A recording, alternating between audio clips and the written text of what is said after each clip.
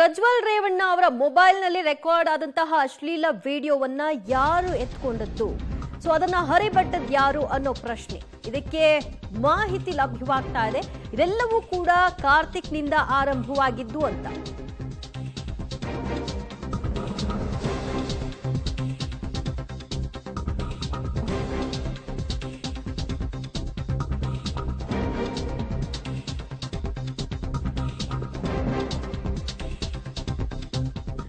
ಪ್ರಜ್ವಲ್ ರೇವಣ್ಣ ಅವರ ಮೊಬೈಲ್ನಲ್ಲಿದ್ದಂತಹ ವಿಡಿಯೋಗಳನ್ನ ಕದ್ದದ್ದು ಯಾರು ಅನ್ನುವಂತಹ ಪ್ರಶ್ನೆ. ಅದಕ್ಕೆ ಉತ್ತರ ಕಾರ್ತಿಕ್ ಅನ್ನೋದು. ಕಾರ್ತಿಕ್ ಮತ್ತು ಪ್ರಜ್ವಲ್ ಇಬ್ರು ಕೂಡ ಒಂದರ್ಥದಲ್ಲಿ ಸ್ನೇಹಿತರ ರೀತಿಯೇ ಇದ್ರು. ಪ್ರಜ್ವಲ್ ಮೊಬೈಲ್ನಲ್ಲಿ ವಿಡಿಯೋ ಇರೋದು ಕಾರ್ತಿಕ್ಗೆ ಗೊತ್ತಿತ್ತು. ಆ ಕಾರಣದಿಂದಾಗಿ ಆ ಮೊಬೈಲ್ನಲ್ಲಿರ್ತಕ್ಕಂತಹ ವಿಡಿಯೋಗಳನ್ನ ಶಿಫ್ಟ್ ಮಾಡ್ಕೊಳ್ಳಿಕ್ಕೆ, ಟ್ರಾನ್ಸ್ಫರ್ ಮಾಡ್ಕೊಳ್ಳಿಕ್ಕೆ ಮಗದೊಂದು ಹೊಸ ಫೋನನ್ನ ಖರೀದಿ ಮಾಡಿದ್ರು ಕಾರ್ತಿಕ್. 1,45,000 ಮೊತ್ತದ ಮೊಬೈಲ್ ಅನ್ನ, ಆಪಲ್ ಮೊಬೈಲ್ ಅನ್ನ ಖರೀದಿ ಮಾಡಿದ್ರು. ಆಪಲ್ ಮೊಬೈಲ್ನ ಏರ್ ಡ್ರಾಪ್ ಮೂಲಕವೇ ಈ ವಿಡಿಯೋವನ್ನ ಸೆಂಡ್ ಮಾಡಿಕೊಳ್ಳಲಾಗಿದೆ ಅನ್ನೋ ಅಂಶವೂ ಕೂಡ ಗೊತ್ತಾಗ್ತಾ ಇದೆ. ಪ್ರಜ್ವಲ್ ರೇವಣ್ಣ ಅವರ ಪಾಸ್ವರ್ಡ್ ಏನಿದೆ, ಅವರ ಮೊಬೈಲ್ ಪಾಸ್ವರ್ಡ್, ಇದು ಕೂಡ ಕಾರ್ತಿಕ್ಗೆ ಗೊತ್ತಿತ್ತು. ಸೊ ಅವರು ನಿದ್ರಿಸುವಂತಹ ಸಂದರ್ಭದಲ್ಲಿ, ಕಾರ್ನಲ್ಲಿ ನಿದ್ರಿಸುವಂತಹ ಸಂದರ್ಭದಲ್ಲಿ ಇದನ್ನ ಏರ್ ಡ್ರಾಪ್ ಮಾಡ್ಕೊಂಡಿದ್ದಾರೆ ಅಂತ ಗೊತ್ತಾಗ್ತಿದೆ. ಮತ್ತಷ್ಟು ಮಾಹಿತಿ ಪಡೆಯೋಣ ನಮ್ಮ ಪ್ರತಿನಿಧಿ ಶಶಿಧರಿಂದ. ಆಕ್ಚುಲಿ ಈ ವಿಡಿಯೋವನ್ನ ಯಾರು ಹರಿಬಿಟ್ಟಿದ್ದು ಅನ್ನೋ ಪ್ರಶ್ನೆ. ಯಾಕಂದ್ರೆ ಕಾರ್ತಿಕ್ಗೆ ಈ ವಿಡಿಯೋ ನನ್ನ ಬಳಿ ಇತ್ತು ಅಂತ ಹೇಳ್ಕೊಂಡ್ರು, ಆದ್ರೆ ಈ ವಿಡಿಯೋ ಹೇಗ್ ತಗೊಂಡ್ರು ಅನ್ನೋ ಪ್ರಶ್ನೆಗೆ ಇವಾಗ ಉತ್ತರ ಸಿಗ್ತಾ ಇದೆ.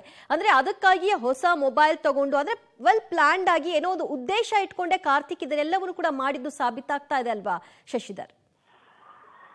ಹೌದು ದಿವ್ಯ, ಜೊತೆ ಏನು ಸಂಸದ ಪ್ರಜ್ವಲ್ ರೇವಣ್ಣ ಅವರ ಮೊಬೈಲ್ ನ ಇದ್ದಂತಹ ಖಾಸಗಿ ಅಶ್ಲೀಲ ವಿಡಿಯೋಗಳು ಅವರ ಆಪ್ತರಾಗಿದ್ದಂತಹ ಈಗ ಮಾಜಿ ಕಾರ್ಯಚಾಲಕ ಹಿಂದೆ ಆಪ್ತರಾಗಿದ್ದಂತಹ ಕಾರ್ತಿಕ್ಗೆ ಸ್ಪಷ್ಟವಾಗಿ ತಿಳಿದಿತ್ತು. ಹಾಗಾಗಿ ಅದನ್ನ ಹೇಗಾದ್ರೂ ಮಾಡಿ ತನ್ನ ಮೊಬೈಲ್ಗೆ ಟ್ರಾನ್ಸ್ಫರ್ ಮಾಡ್ಕೊಳ್ಬೇಕು ಅಂತ ಹೇಳಿ ಸಾಕಷ್ಟು ಪ್ರಯತ್ನವನ್ನ ಮಾಡ್ತಾರೆ. ಅದಕ್ಕೋಸ್ಕರ ಅವರು 1,45,000 ರೂಪಾಯಿ ಕೊಟ್ಟು ಒಂದು ಆಪಲ್ ಫೋನ್ ಅನ್ನ ತೆಗೆದುಕೊಳ್ತಾರೆ. ಆದ್ರೆ ಪ್ರಜ್ವಲ್ ರೇವಣ್ಣ ಕಾರು ಚಾಲಕ ಸರ್, ಅವರಿಬ್ಬರ ನಡುವೆ ಆತ್ಮೀಯ ಒಡನಾಟ ಇತ್ತು. ಇಬ್ರು ಸಹ ಆಪ್ತ ಮಿತ್ರರ ರೀತಿ ಇರ್ತಿದ್ರು.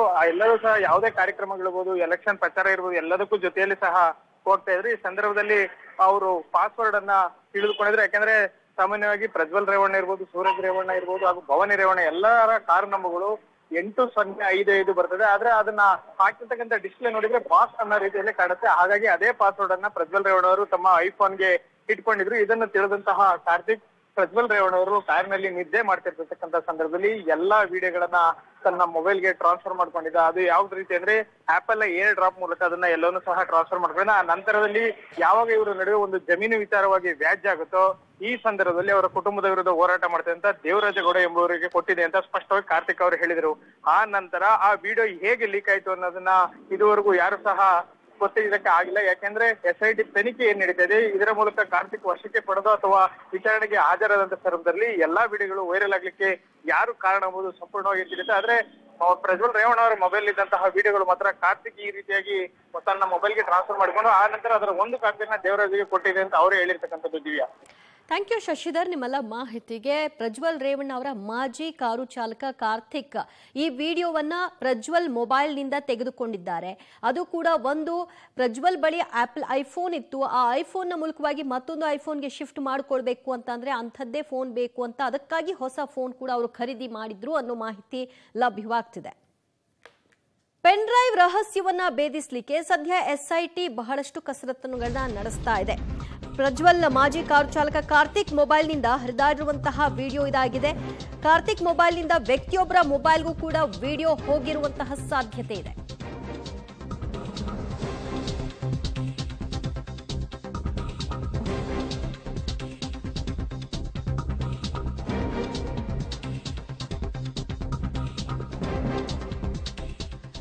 ಪೆನ್ ಡ್ರೈವ್ ರಹಸ್ಯ ಭೇದಿಸಲು ಹೊರಟ SIT ಟೀಮ್ಗೆ ಒಂದು ಸ್ಫೋಟಕ ಮಾಹಿತಿ ಲಭ್ಯವಾಗಿದೆ. ಪ್ರಜ್ವಲ್ ಮಾಜಿ ಕಾರು ಚಾಲಕ ಕಾರ್ತಿಕ್ ಮೊಬೈಲ್ನಿಂದ ಹರಿದಾಡಿರ್ತಕ್ಕಂತಹ ವಿಡಿಯೋ ಇದು. ಕಾರ್ತಿಕ್ ಮೊಬೈಲ್ನಿಂದ ವ್ಯಕ್ತಿಯೊಬ್ಬರ ಮೊಬೈಲ್ಗೂ ಸಹ ಈ ವಿಡಿಯೋ ಹೋಗಿದೆ. ಈ ವಿಡಿಯೋವನ್ನ ಸಾಮಾಜಿಕ ಜಾಲತಾಣಕ್ಕೆ ಹಾಕಿದಂತಹ ಆ ವ್ಯಕ್ತಿಯ ಸುಳಿವು ಕೂಡ ಈಗ SIT ಟೀಮ್ಗೆ ಲಭ್ಯವಾಗಿದೆ. ಅಶ್ಲೀಲ ವಿಡಿಯೋ ವೈರಲ್ ಸೂತ್ರಧಾರನೇ ಉಚ್ಚಾಟಿತ ಕಾರು ಚಾಲಕ ಕಾರ್ತಿಕ್ ಎಂಬುದು ಈಗ ಸದ್ಯ SIT ಟೀಮ್ ತನಿಖೆಯ ಹಂತದಲ್ಲಿ ಗೊತ್ತಾಗ್ತಾ ಇರುವಂತಹ ಮಾಹಿತಿ. ಪ್ರಜ್ವಲ್ ಮೊಬೈಲ್ನಿಂದ ಕಾರ್ನ ಚಾಲಕ ಏನಿದ್ದಾರೆ ಕಾರ್ತಿಕ್, ಇವರೇ ಆ ಮೊಬೈಲ್ನ ಒಂದು ವಿಡಿಯೋವನ್ನ ತೆಗೆದುಕೊಂಡಿರೋದು.